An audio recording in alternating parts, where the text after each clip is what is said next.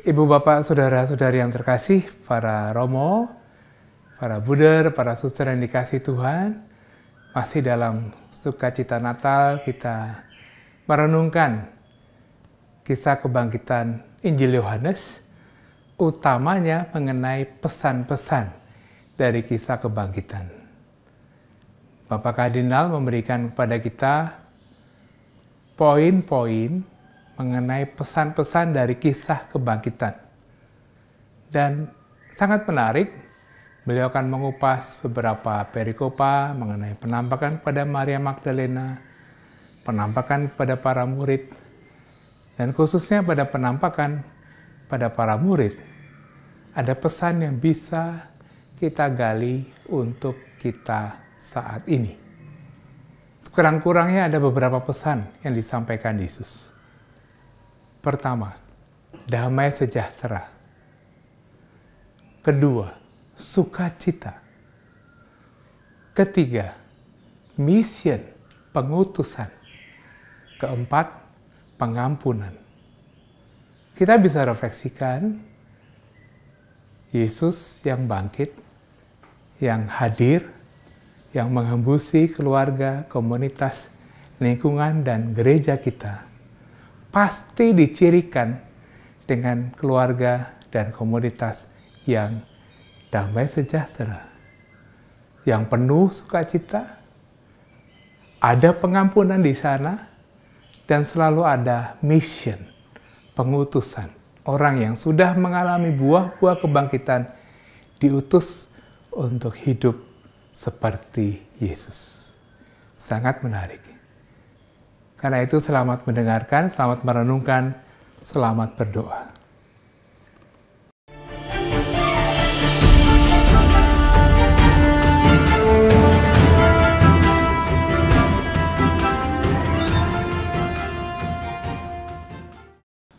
Saudari, saudaraku yang terkasih, dalam perjumpaan yang terakhir, kita mulai dengan merenungkan kisah kebangkitan menurut Injil Yohanes. Hal yang penting yang perlu kita perhatikan kalau kita merenungkan kisah kebangkitan Yesus menurut Yohanes, Injil Yohanes berbeda dengan Injil Sinoptik. Kalau di dalam Injil Markus, Matius, Lukas, sangat penting ditekankan kebangkitan Yesus. Ia sungguh telah bangkit. Di dalam Injil Yohanes, warnanya agak berbeda. Karena Injil Yohanes tidak sangat menekankan kebangkitan Yesus. Tetapi yang mau disampaikan adalah mari kita mencari tanda-tanda Yesus yang bangkit, yang hadir di dalam sejarah. Dengan kata lain, yang penting adalah melihat, menangkap kehadiran Kristus yang bangkit di dalam kehidupan kita. Tidak mudah untuk menangkap dan melihat kehadiran Yesus yang bangkit itu. Oleh karena itu, tidak mengherankan kalau sepanjang sejarah muncul berbagai macam spiritualitas. Ada pengikut Santo Ignatius, ada pengikut Santo Benediktus, ada pengikut macam-macam orang-orang kudus. Dan sekarang spiritualitas yang baru yang kita kenal adalah spiritualitas karismatik, spiritualitas doa taizé. Semuanya adalah cara-cara untuk melihat, merasakan, dan mengalami kehadiran Tuhan yang bangkit pada zaman kita sekarang dalam situasi apapun di dalam hidup kita. Tokoh dalam Injil Yohanes bab 20 ayat 1-10 yang ditampilkan adalah Maria Magdalena, Petrus, dan Yohanes. Masing-masing mempunyai watak yang berbeda. Dan itulah sebabnya juga dapat diterangkan mengapa ada sekian banyak spiritualitas yang berbeda-beda. Semuanya tujuannya sama, yaitu membantu kita untuk mengalami kehadiran Tuhan. Itu sudah kita bicarakan berdasarkan Injil Yohanes bab 20 ayat 1 sampai 10. Sekarang kita melihat bab 20 ayat 11 sampai 20. Maria Magdalena menerima penampakan Yesus. Silahkan memperhatikan, tadi kan kita sudah berjumpa dengan 3 tokoh ya, Petrus, Yohanes, Maria Magdalena. Ayat 10 bab 20, lalu pulanglah kedua murid itu ke rumah. Jadi tidak melanjutkan pencarian, pulang ke rumah. Sementara Maria Magdalena dikatakan, tetapi Maria berdiri dekat kubur itu dan menangis. Artinya yang melanjutkan mencari kehadiran Tuhan itu adalah Maria Magdalena. Beberapa hal berkaitan dengan Maria Magdalena dalam bab ini. Pertama, dengan demikian kita lihat bahwa Maria Magdalena adalah, kalau membandingkan ya, sebetulnya tidak baik membanding-bandingkan, tetapi mungkin perlu dikatakan juga bahwa Maria Magdalena adalah pribadi yang paling tekun mencari tanda-tanda yang menunjukkan kehadiran Tuhan. Itu yang pertama. Yang kedua, detail-detail di dalam kisah ini menunjukkan siapakah Maria Magdalena itu. Mungkin kurang tepat, tetapi bisa dikatakan begini. Maria Magdalena ini sangat kuat di dalam kasih kepada Tuhan. Dari mana itu disimpulkan? Dari kata menangis. Maria berdiri dekat kubur itu dan menangis. Sambil menangis, lalu malaikat bertanya, "Ibu, mengapa engkau menangis?" Yesus juga bertanya, "Mengapa engkau menangis?" Jadi menangis sampai 4 kali diulang. Itu adalah ungkapan emosional seorang yang merasa kehilangan, susah. Semakin rasa kehilangan itu mendalam, pasti semakin keras dalam tanda petik menangisnya. Jadi secara afektif, Maria Magdalena rasa-rasanya sangat kuat di dalam kasih. Tetapi masih ada segi yang lain. Mungkin dia juga termasuk yang paling sedikit pengetahuannya. Karena pada ayat 9 diceritakan selama ini mereka belum mengerti isi kitab suci. Dan seringkali kekurang pengetahuan itu membantu kita untuk lebih mudah pasrah. Pasrah dalam arti yang baik, tidak dalam arti yang tidak baik. Itulah Maria Magdalena. Yang berikutnya, Maria Magdalena bukan Petrus, bukan Yohanes, yang mengalami penampakan Tuhan. Istimewa. Dan nanti dia akan menjadi pewarta pada ayat terakhir, ayat 18, "Aku telah melihat Tuhan." Jadi misionaris pertama tentang Kristus yang bangkit itu bukan Petrus, bukan Yohanes, tetapi Maria Magdalena. Yang kita lihat juga adalah bagaimana Yesus itu memperkenalkan diri, menunjukkan kehadirannya. Tidak tiba-tiba menampakkan diri, mengejutkan, menakutkan, membuat orang bergetar, bukan. Coba kita lihat pola yang dipakai oleh Yesus menurut Injil Yohanes. Penampakan Tuhan itu mulai pada ayat 14 bab 20.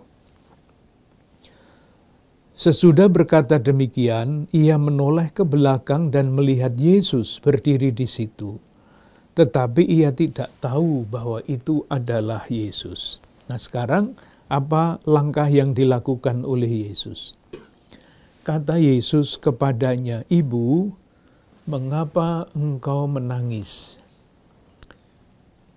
Inilah situasi batin Maria Magdalena itu. Ia menangis dengan segala macam alasannya. Dan kemudian pertanyaan berikutnya, siapakah yang engkau cari? Ini kalimat yang khas di dalam Injil Yohanes.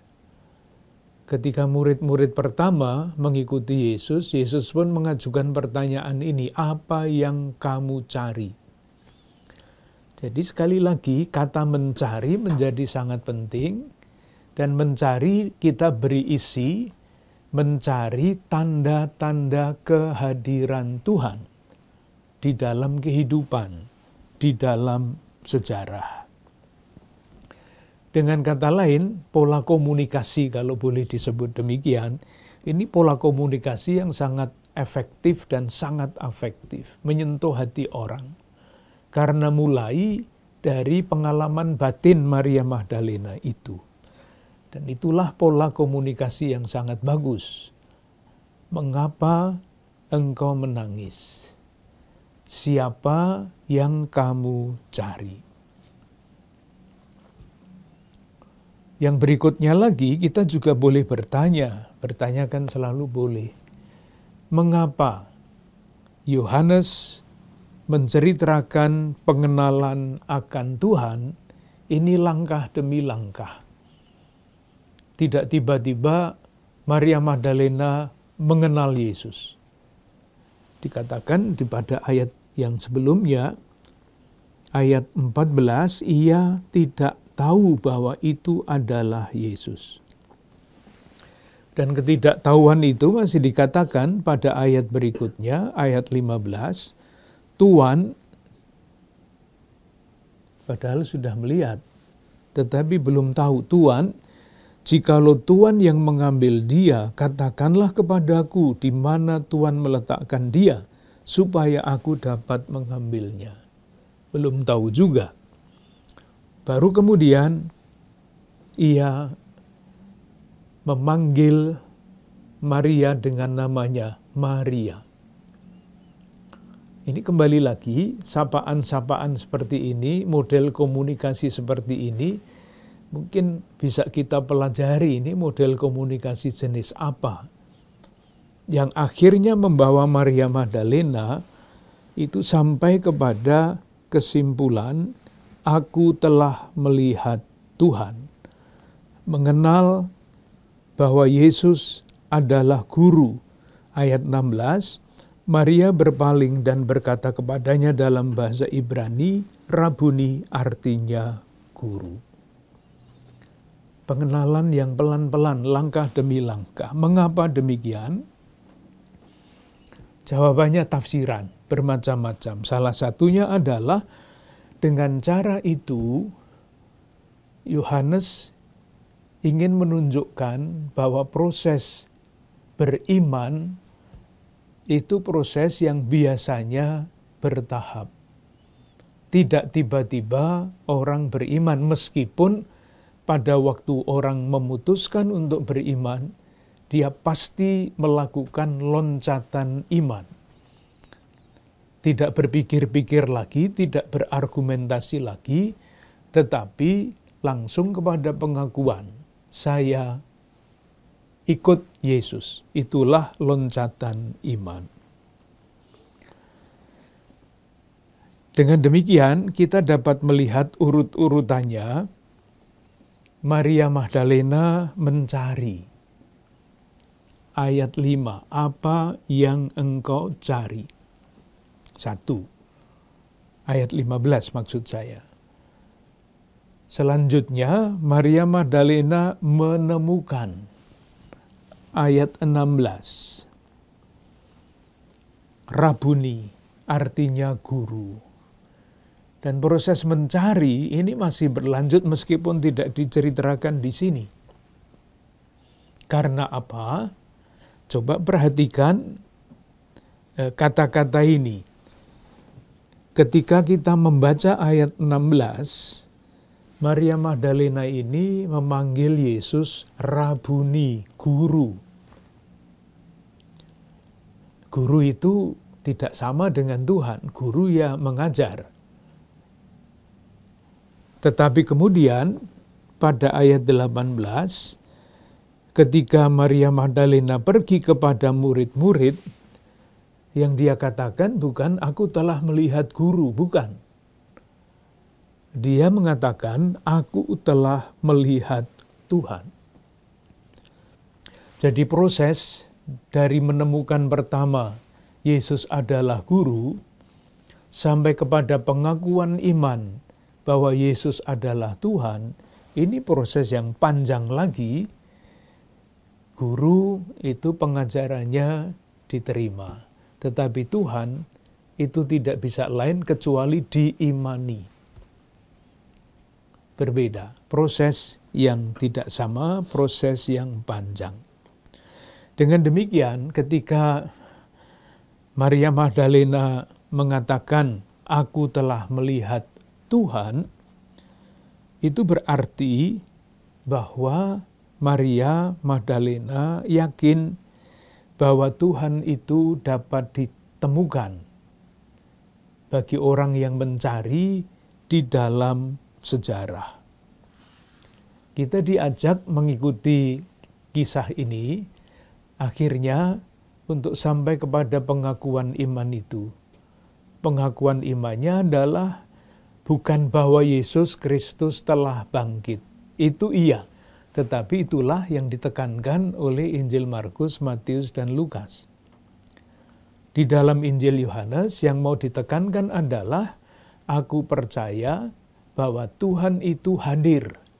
Tuhan yang bangkit diandaikan hadir di dalam sejarah.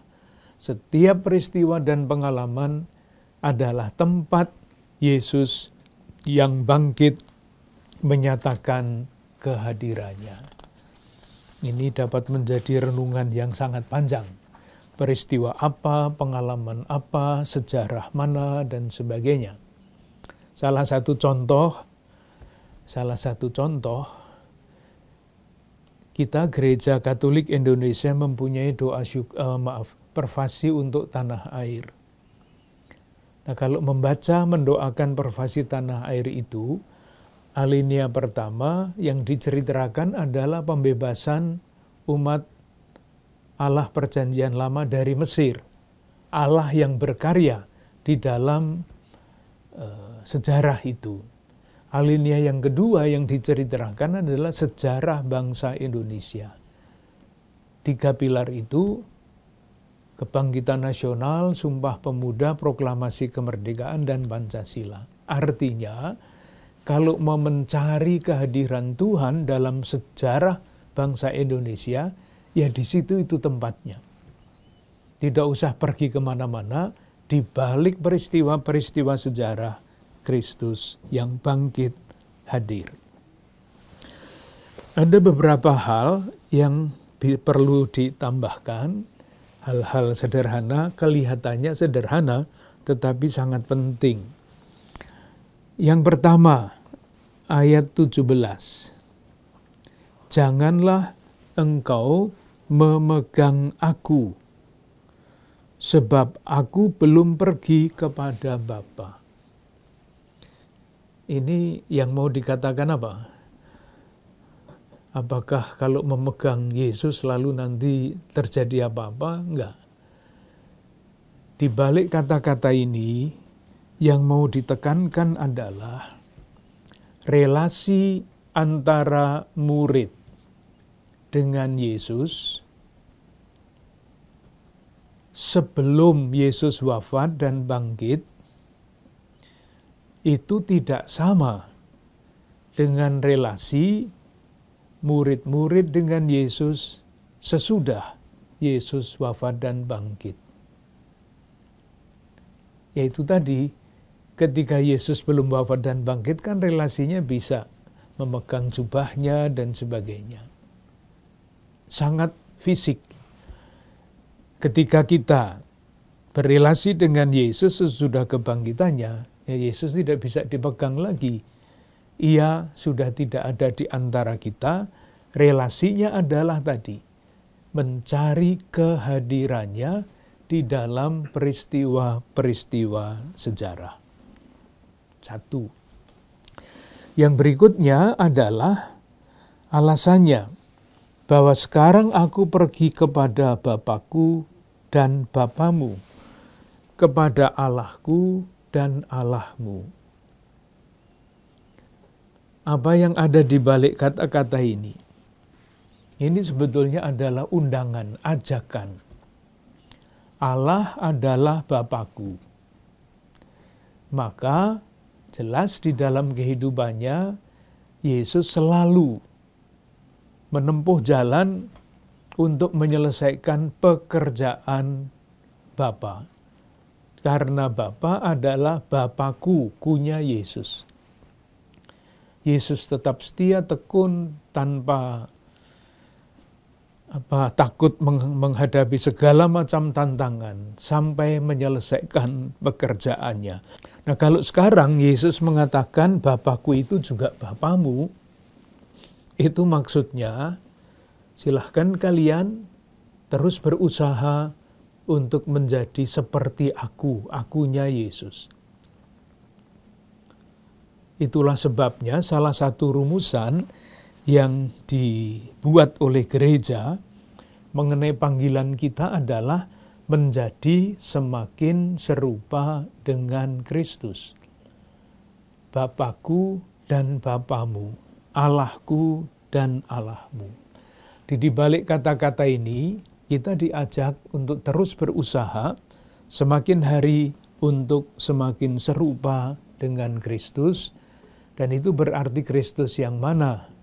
Kristus yang ditinggikan, Kristus yang dimuliakan ketika ia mencurahkan kasih-Nya sampai sehabis-habisnya. Moga-moga tidak terlalu berbelit-belit. Pesannya selalu kembali dalam rumus yang sedikit berbeda-beda. Masih ada 2 perikope, yaitu bab 20 ayat 19 sampai 23 dan bab 20 ayat 24 sampai 29.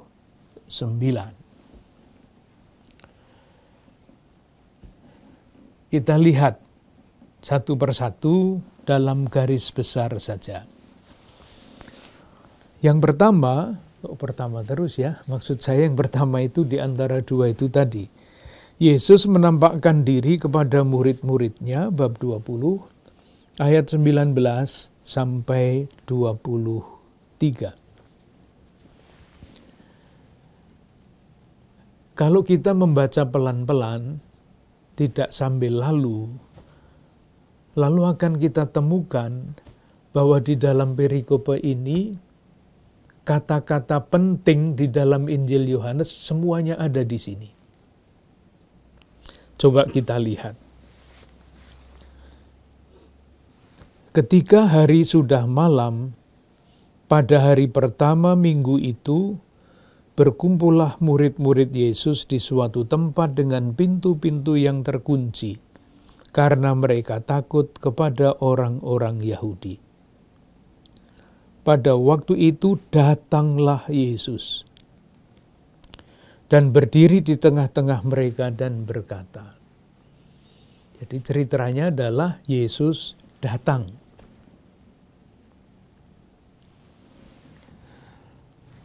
Apa yang dikatakan Yesus? Damai sejahtera bagi kamu. Kata damai ini kata yang sangat penting di dalam seluruh kitab suci. Damai. Damai sejahtera bagi kamu. Lalu ayat 20, dan sesudah berkata demikian, ia menunjukkan tangannya dan lambungnya kepada mereka. Murid-murid itu bersukacita. 2, damai dan sukacita. Ketika mereka melihat Tuhan. Maka kata Yesus sekali lagi, damai sejahtera bagi kamu. Nah, berikutnya, sama seperti Bapa mengutus aku, demikian juga sekarang aku mengutus kamu. Damai, sukacita, misi, perutusan, penting. Dan sesudah berkata demikian, ia mengembusi mereka dan berkata, terimalah Roh Kudus. 4. Tema Roh Kudus. Jikalau kamu mengampuni dosa orang, dosanya diampuni. Soal pengampunan. 5 tema besar yang bisa kita kembangkan, kita renungkan panjang lebar.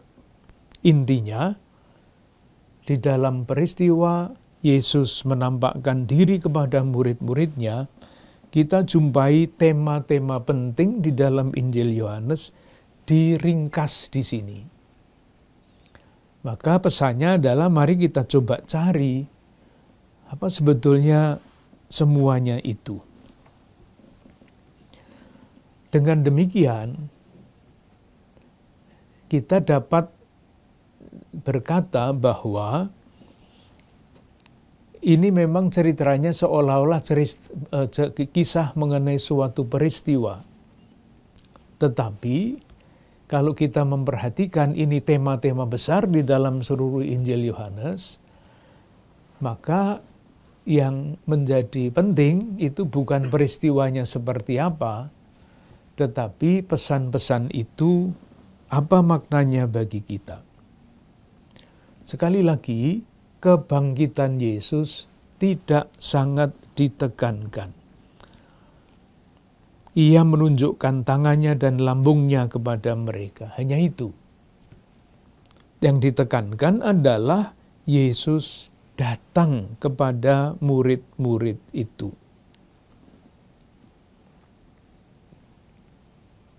Pesannya apa? Kalau dulu Yesus datang kepada murid-murid yang berkumpul, sepanjang sejarah Yesus itu hadir di dalam sepanjang seluruh sejarah gereja. Pertanyaannya, kehadiran Yesus yang bangkit di dalam sejarah gereja itu tempatnya di mana? Kehadirannya dalam bentuk apa? Sehingga kita dapat melihat, merasakan kehadirannya itu. Sekarang kita coba lihat kepada siapa Yesus datang dalam kisah ini. Dalam keadaan apa? Membawa pesan apa? Lalu nanti kesimpulannya, kalau begitu, kehadiran Yesus di dalam gereja sekarang itu mesti kita cari antara lain di dalam peristiwa-peristiwa yang mirip dengan ini. Di dalam suasana yang digambarkan di sini. Moga-moga jelas langkah kita. Yesus datang, hadir di tengah-tengah murid-murid itu dengan tema-tema ini. Sekarang, Yesus yang bangkit itu hadir dan datang di dalam situasi gereja yang seperti apa. Itu jalan kita. Kita coba lihat satu persatu. Yang pertama, Yesus itu datang di tengah-tengah para murid. Kita semua tahu ketika Yesus ditangkap, semua murid melarikan diri, kocar-kacir, tercerai-berai. Ini rupa-rupanya penting untuk perikope ini. Nah, yang diceritakan di sini, murid-murid itu berkumpul. Silahkan merasa-rasakan, dulunya mereka tercerai-berai, sekarang mereka berkumpul, meskipun keadaannya mereka berkumpul di suatu tempat dengan pintu terkunci karena mereka takut kepada orang Yahudi. Nah, kalau sekarang mereka berkumpul sementara sebelumnya itu tercerai-berai, itu kira-kira silahkan berfantasi Murid-murid itu melakukan apa di situ? Yang takut, yang berkumpul di tempat terkunci. Apa kira-kira yang mereka lakukan? Silahkan berfantasi. Saya sendiri merasa bahwa memang mereka takut, dan itulah situasi mereka. Bukan hanya takut kepada orang Yahudi, tetapi masa depan mereka bagaimana dan sebagainya. Nah, biasanya kalau orang di dalam situasi seperti itu, apa yang terjadi? Ya saling meneguhkan. Nanti kesimpulannya sederhana. Yesus dulu hadir di tengah para murid yang takut, lalu ditambahkan dengan fantasi kita, mereka berdoa, mereka saling meneguhkan, dan sebagainya. Nah, sekarang Kristus yang sama itu hadir kalau murid-murid itu tidak tercerai-berai lagi, meskipun tidak sempurna, takut, bingung, dan sebagainya, tetapi tetap bertekun di dalam kebersamaan itu. Kan kehidupan bersama itu tidak pernah ada yang semuanya mulus-mulus seperti yang kita cita-citakan. Selalu ada saja yang kurang ini, kurang itu. Tetapi murid-murid ini dari tercerai-berai menjadi bersatu meskipun tidak sempurna. Gereja kan sama. Gereja itu gereja yang satu, kudus, katolik, dan apostolik. Apakah sempurna? Tidak. Tetapi Kristus yang bangkit seperti dulu. Kristus yang datang di tengah murid-murid yang semula tercerai-berai lalu bersatu lagi dengan kekurangannya hadir.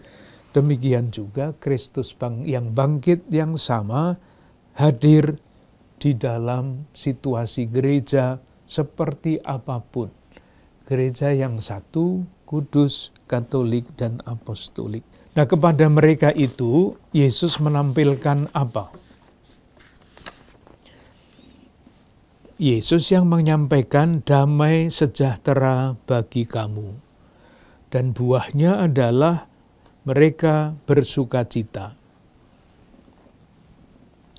Dengan kata lain, kalau kita berjumpa dengan kehidupan bersama yang penuh damai dan penuh sukacita, mungkin tidak usah penuh-penuh lah. Kalau penuh itu susah dibayangkan. Tapi dengan sedikit damai, dengan sedikit sukacita, kita boleh yakin bahwa damai dan sukacita yang sedikit atau seberapapun itu adalah buah dari kehadiran Yesus. Bukan karena pemimpin umatnya itu hebat, bukan. Itu juga. Tetapi pada dasarnya yang ada di balik itu semua adalah karena Kristus yang bangkit hadir, datang ke tengah-tengah jemaat itu.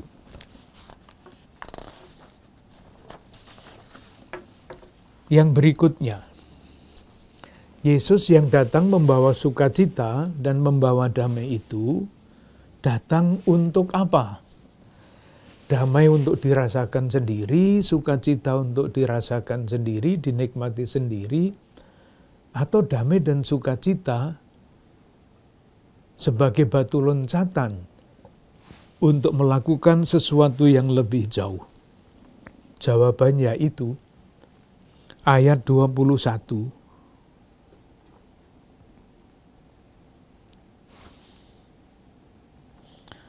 Maka kata Yesus sekali lagi, damai sejahtera bagi kamu. Sekarang sama seperti Bapa mengutus aku, demikian juga sekarang aku mengutus kamu.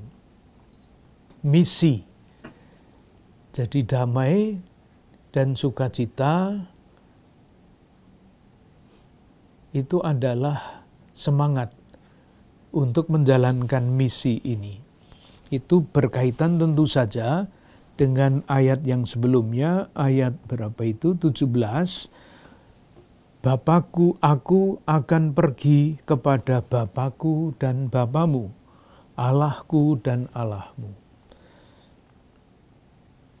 Dengan demikian, harapannya suasana damai sekecil apapun, sukacita sekecil apapun, menjadi dorongan kekuatan untuk menjalankan misi Bapa. Bapa mengutus Yesus menyelesaikan pekerjaannya. Sekarang misi yang sama yang dilakukan oleh Yesus itu dipercayakan kepada murid-murid. Dengan demikian, kalau kita merasa diutus, perutusan itu tidak untuk membawa gagasan atau pikiran kita sendiri, bukan. Misi sama dengan yang dipesankan pada ayat 18, ayat 17, misi mengundang kita untuk menjadi semakin serupa dengan Kristus. Seperti Kristus menyelesaikan pekerjaan Bapa, itulah perutusannya. Sekarang pekerjaan Bapa itu diserahkan kepada kita. Sama seperti Bapa mengutus aku, sekarang aku mengutus kamu. Menjadi semakin serupa dengan Kristus. Dengan cara apa misi itu dipercayakan? Ayat 22, ia mengembusi mereka dan berkata, terimalah Roh Kudus.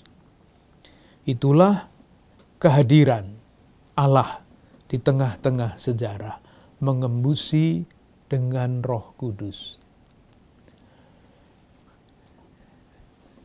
Kalau kita semakin akrab dengan membaca kitab suci, kata mengembusi itu akan membawa kita bertanya, kok saya pernah membaca ya, mengembusi itu di mana?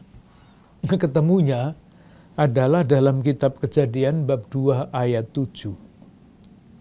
Allah menghembusi manusia pertama dengan nafas hidup. Jadi dihembusi oleh Roh Kudus, itu jangan ditanyakan hembusannya kuatnya berapa, itu bukan pertanyaan. Tetapi caranya adalah mencari kata-kata yang mirip serupa dan kita mencari arti dari sana. Dulu Allah menciptakan manusia, menghembusi dengan nafas kehidupan baru.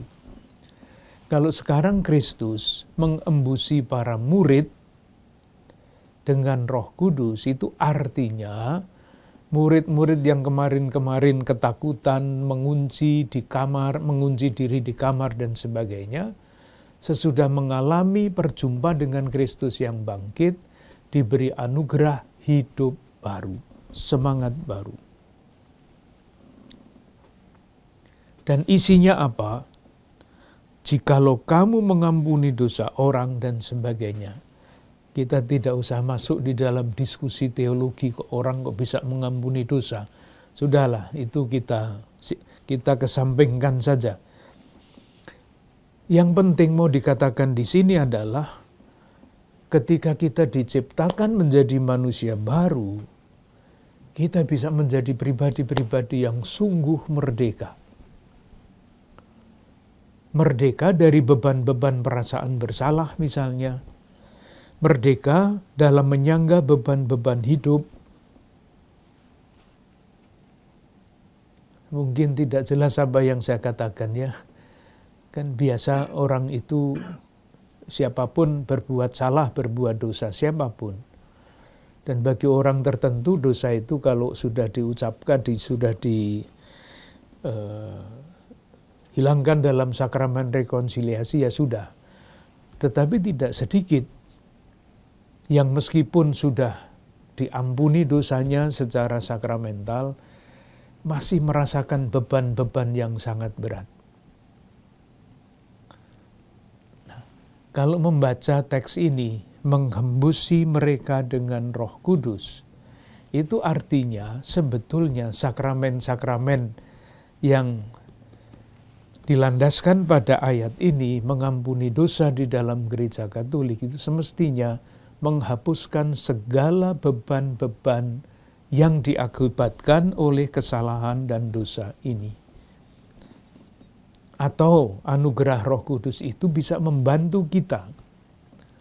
Kalaupun kita hidup dengan macam-macam beban yang lain, bukan hanya beban dosa tetapi beban yang lain-lain, kita dapat di dalam keadaan seperti itu yakin bahwa Roh Kudus menguatkan kita, mendorong kita, memberi kekuatan yang dahsyat untuk melanjutkan peziarahan hidup ini. Kesimpulannya apa? Kesimpulannya secara sederhana begini, kita dapat menyingkapkan. Itu artinya semula tertutup, lalu tutupnya dihilangkan. Kehadiran Tuhan yang bangkit di dalam sejarah itu seringkali tidak kelihatan. Itu seperti apa? Seperti tempat berjalan yang ditutupi oleh daun-daun yang jatuh itu. Tidak kelihatan bahwa itu jalan. Nah, sampahnya itu, daun-daun itu harus disingkapkan supaya jalannya kelihatan.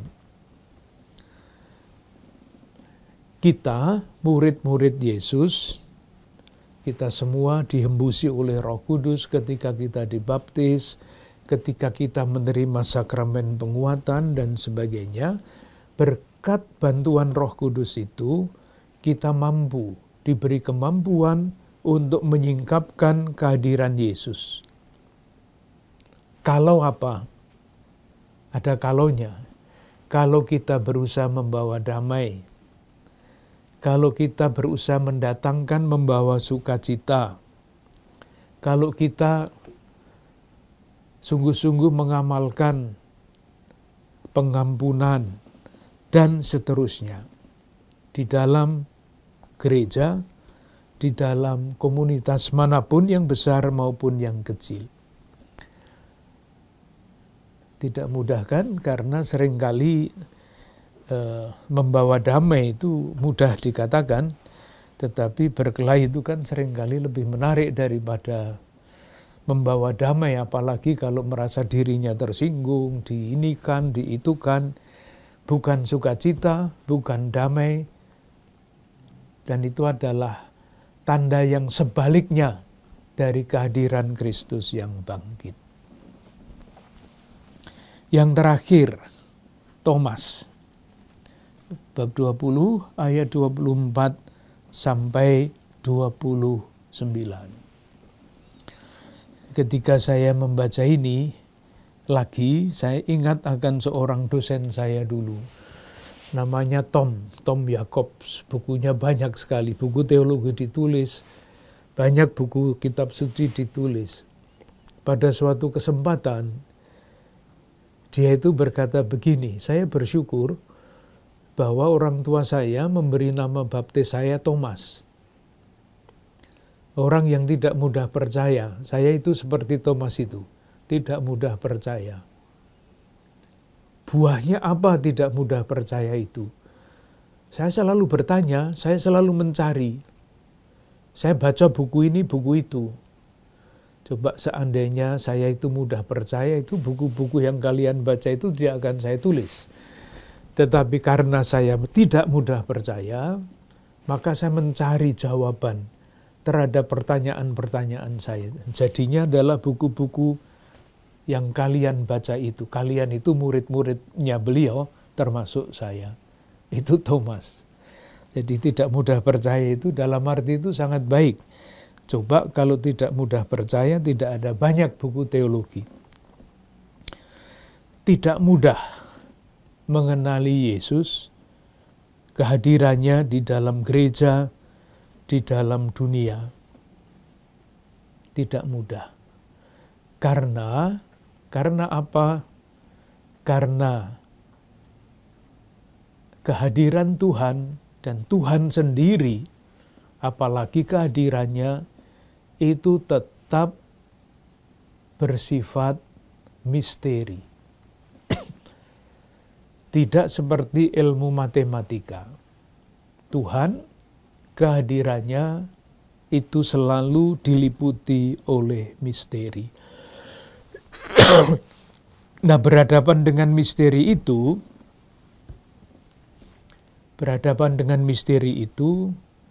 ada beberapa yang dapat kita amati. Yang pertama, sikap-sikap seperti apa yang biasanya paling cepat pasrah bersujud kepada misteri itu. Sifat apa yang membuat orang cepat melihat, menyingkapkan, memahami misteri itu? Banyak jawabannya, salah satunya adalah kalau kita memakai bahasa kita yang sekarang, pribadi-pribadi yang devosinya sangat kuat. Moga-moga ditangkap maksud saya. Pribadi-pribadi yang devosinya sangat kuat, itu tidak pernah mempertanyakan macam-macam, tetapi pasrah. Devosi, sembah bakti. Maka istilahnya adalah devosi dari yang artinya sembah sujud. Nah, kalau orang bersembah sujud, itu tidak usah pikir macam-macam, dia masuk di dalam misteri, menerima kehadiran Tuhan yang misteri itu. Itu yang pertama. Yang kedua, seringkali dikatakan kemampuan seseorang untuk berintuisi. Nah, tadi kan devosi, sekarang intuisi. Intuisi itu apa? Seperti Yohanes yang diceritakan di dalam bab 20 ayat 1-10. Ketika Petrus masuk ke dalam makam, dia tidak melihat apa-apa. Ketika Yohanes masuk ke dalam makam, dikatakan ia melihatnya dan percaya. Yang dilihat apa? Bukan Kristus. Yang dilihat adalah makam. Tetapi dengan melihat makam, pandangannya tidak terbatas pada makam, ia melihat yang lebih jauh daripada yang kelihatan. Yang kelihatan adalah makam, yang tidak kelihatan adalah Kristus yang bangkit dan hadir di dalam sejarah. Itulah yang namanya pribadi-pribadi yang mempunyai mata kontemplatif. Kontemplasi itu artinya kemampuan, salah satu artinya tentu saja, untuk melihat yang lebih jauh daripada yang tampak. Yang tampak adalah tanda. Seperti sakramen, yang tampak adalah roti. Tetapi di balik roti itu adalah Kristus yang bangkit. Itulah hakikat dari tanda. Yang ketiga adalah orang yang sangat sulit percaya seperti Thomas, yang skeptis, penuh dengan segala macam pertanyaan. Kalau pertanyaannya tidak terjawab, ya tidak bisa percaya, tidak bisa melihat kehadiran Tuhan itu. Tetapi, nah sekarang tetapi, ada macam-macam watak, tetapi semua dikasihi oleh Tuhan satu persatu dengan cara yang berbeda-beda. Kalau murid-murid sudah percaya dalam peristiwa bab 20 ayat 19-23, untuk Thomas ini diberi perlakuan khusus.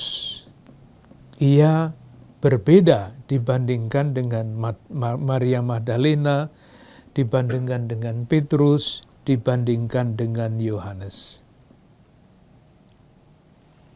Berbeda. Apa yang bisa kita petik dari peristiwa ini?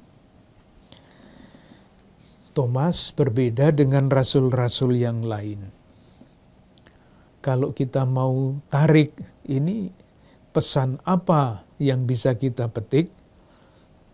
Itulah yang namanya konteks pewartaan yang harus berbeda-beda. Bagi pribadi-pribadi tertentu atau komunitas tertentu, jalan A ini menyenangkan. Jalan B itu mudah membuka jalan. Untuk yang lain-lain seperti Thomas harus ditempuh jalan-jalan yang berbeda. Itulah tantangan untuk pewartaan. Yang pasti Tuhan ingin menyapa semua orang, termasuk yang keras kepala seperti Thomas, termasuk yang skeptis seperti Thomas. Kita, pewarta-pewarta ini, gereja pada umumnya, mesti mencari jalan-jalan baru yang sesuai dengan rasa perasaan sensibilitas manusia. Yang dulu, yang sekarang, yang akan datang, dipengaruhi oleh macam-macam hal, tersentuhnya hati itu dengan cara yang berbeda-beda. Tantangan untuk pewartaan. Sekarang yang terakhir, kita perhatikan Thomas. Kapan Thomas itu diberi perhatian khusus oleh Yesus? Kapan?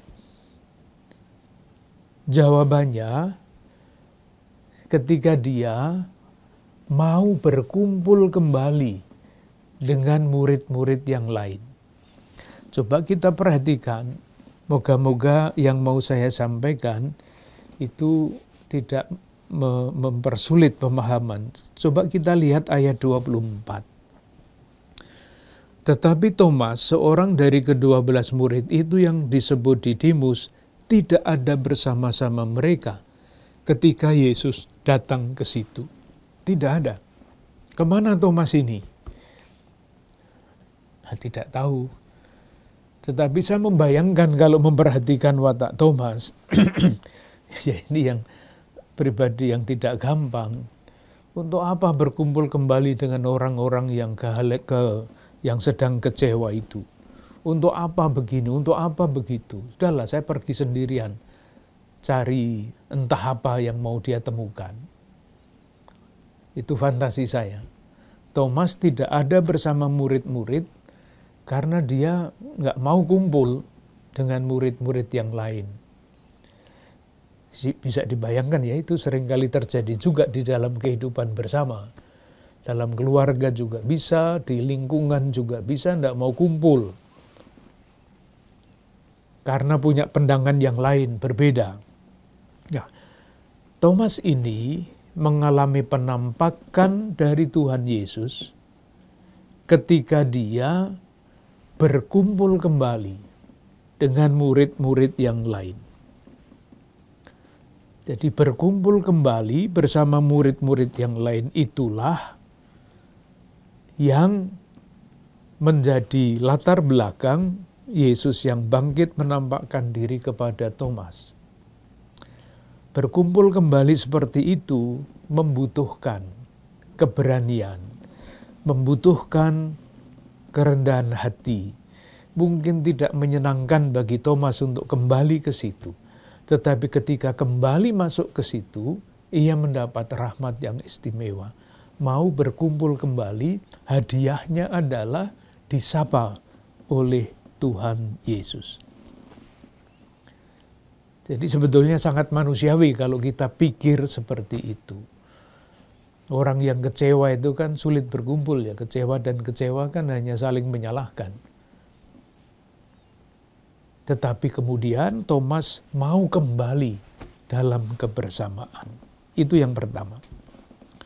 Yang kedua, kisah ini berakhir dengan sabda bahagia. Sabda bahagia. Ayat 29, kata Yesus kepadanya, karena engkau telah melihat aku, maka engkau percaya. Berbahagialah mereka yang tidak melihat namun percaya. Bahagia. Kebahagiaannya terletak di mana?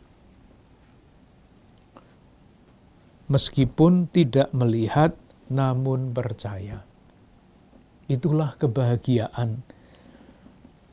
Tidak melihat secara indrawi Kristus yang bangkit yang hadir, tetapi percaya bahwa Kristus yang bangkit itu hadir menyertai gereja sepanjang sejarah.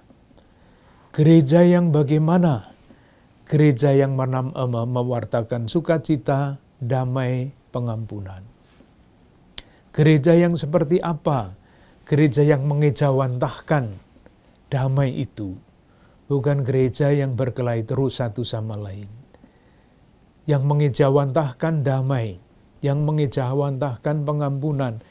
Disitulah Kristus yang bangkit itu menyatakan diri. Tandanya adalah gereja. Moga-moga dengan demikian menjadi kurang lebih kita sudah mulai semakin terbiasa dengan membaca Injil Yohanes yang memang sangat berbeda dibandingkan dengan ketiga Injil yang lain. Dan inilah makna iman akan kebangkitan. Kita menemukan kehadiran Kristus yang bangkit, bahwa ia bangkit itu diandaikan. Peristiwa itu tidak terlalu penting bagi Yohanes. Yang penting adalah tanda-tanda Kristus yang bangkit yang hadir di dalam sejarah. Jadi kalimat yang terakhir mau saya katakan begini, kita ini diutus untuk mewartakan kehadiran Kristus yang bangkit di dalam gereja, di dalam sejarah, diutus untuk. Nah, sebelum kita menjalankan perutusan itu, kita pribadi masing-masing mesti mengalami dulu Kristus yang bangkit itu di dalam batin kita. Dalam suasana damai, sukacita, pengampunan, dan sebagainya, hidup baru. Dinamikanya itu semakin kita mengalami Kristus yang bangkit dalam batin kita, semakin kita siap untuk diutus, dan boleh yakin bahwa perutusan membawa damai, sukacita, dan pengampunan itu akan semakin berbuah. Ketika perutusan kita semakin berbuah, kita menjadi semakin mendalam di dalam mengalami kehadiran Kristus yang bangkit. Semakin damai, semakin bersukacita, semakin siap untuk mengampuni. Dan begitu terus dinamika itu berlanjut sampai kapan? Ya, sampai selama-lamanya, karena kitab suci ini akan berlangsung, pesan-pesan ini akan berlangsung sampai selama-lamanya. Dengan demikian, saudari-saudaraku yang terkasih, kita sudah selesai dengan percakapan perenungan kita mengenai Injil Yohanes, dan untuk sementara kita berhenti dengan api karunia Tuhan. Nanti pada waktunya moga-moga dapat dimulai lagi dalam waktu yang tidak terlalu lama. Terima kasih, Tuhan memberkati.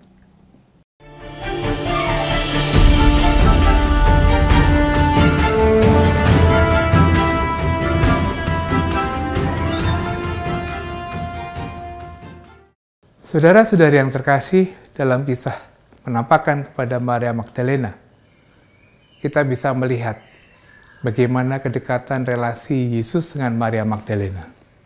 Dan bagaimana Maria Magdalena mencari-cari dan akhirnya menemukan Tuhan. Maria Magdalena mewakili kita semua, mewakili gereja yang dari zaman ke zaman mencoba mencari-cari, menemukan, dan mengikuti kehendak Tuhan. Di dalam kekhawatiran, di dalam kecemasan hidup kita memasuki tahun yang baru, pemerintahan yang baru. Mungkin ada kekhawatiran, kecemasan, sekaligus harapan.